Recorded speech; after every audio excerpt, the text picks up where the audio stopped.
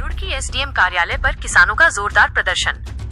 गढ़मीरपुर और आसपास के पट्टाधारक भूमिहीन किसानों ने अपने हक की लड़ाई को तेज करते हुए आज रुड़की एसडीएम कार्यालय के बाहर पूर्व मुख्यमंत्री हरीश रावत के नेतृत्व में जोरदार धरना प्रदर्शन किया।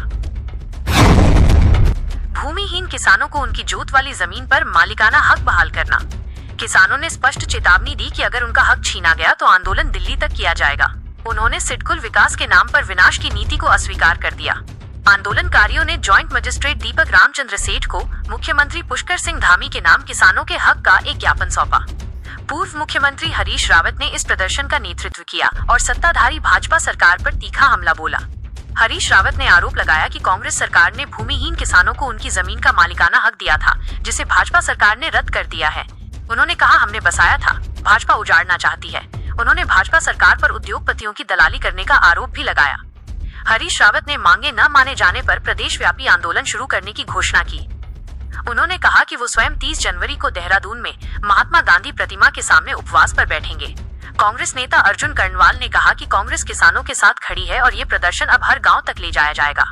प्रदर्शन के अंत में पट्टाधारक किसानों ने ये संकल्प लिया कि यदि उनकी मांगे नहीं मानी गईं और उनका हक बहाल नहीं हुआ तो उनका ये संघर्ष विधानसभा और दिल्ली तक जारी रहेगा और वे सड़क पर उतरने से पीछे नहीं हटेंगे।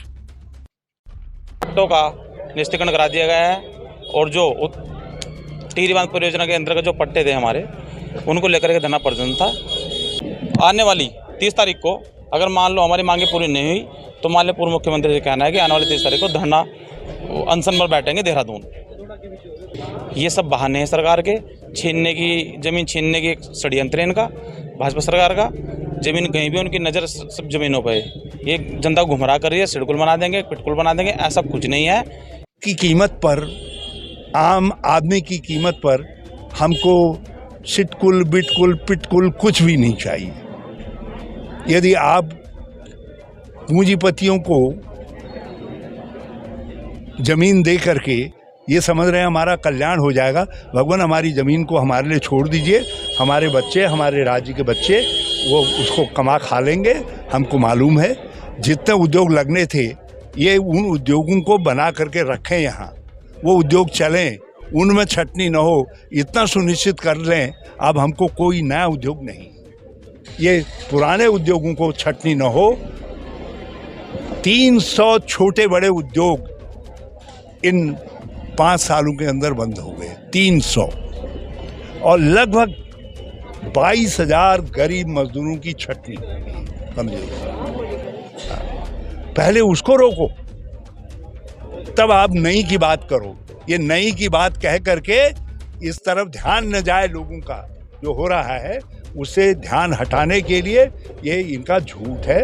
ये कोई नया सिटकुल नहीं लगाने वाले हैं, ये कुछ नहीं करने वाले हैं। इनको एक बात मेरी तरफ से पूछ लीजिएगा कि हरीश रावत कह रहा था 2 इन्वेस्टमेंट सबमिट हो गए, उन इन्वेस्टमेंट सबमिटों पर जितना राज्य का पैसा खर्च हुआ है, क्या उतनी कीमत का भी कोई उद्योग लगा है? बता दें।